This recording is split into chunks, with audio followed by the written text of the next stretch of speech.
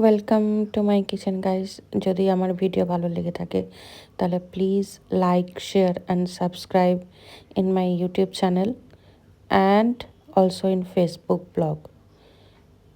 ওকে, তো আজকে আমরা কি রান্না করছি, মুরগির পাতলা ঝোল, সব কিছু দেখাবো। চলো।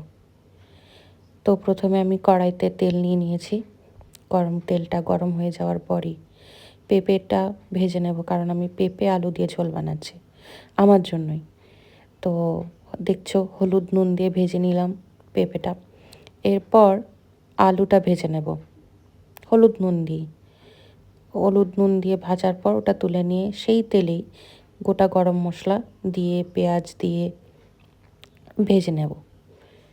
তো তারপরে দিয়েছি টমেটো, তারপরে একটু অল্প গরম মশলা দিলাম, একটু হলুদ দিলাম, আদা রসুন বাটা, আর সাথে ছিল জিরে বাটা আর ধনে বাটা দিয়ে অল্প টমেটো আর ক্যাপসিকাম দিয়ে পুরো মশলাটা কষিয়ে নিয়ে প্রথম থেকেই ম্যারিনেটেড যে চিকেনটা ছিল দই দিয়ে আর অল্প একটু হলুদ দিয়ে মেখে রেখেছিলাম, ওটাকে কষিয়ে নেব 10 মিনিট।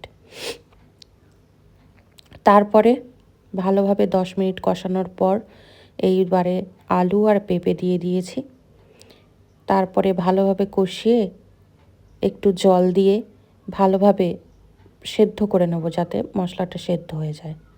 শেষে একটু অল্প ধনেপাতা ছড়িয়ে দিলাম, বাস।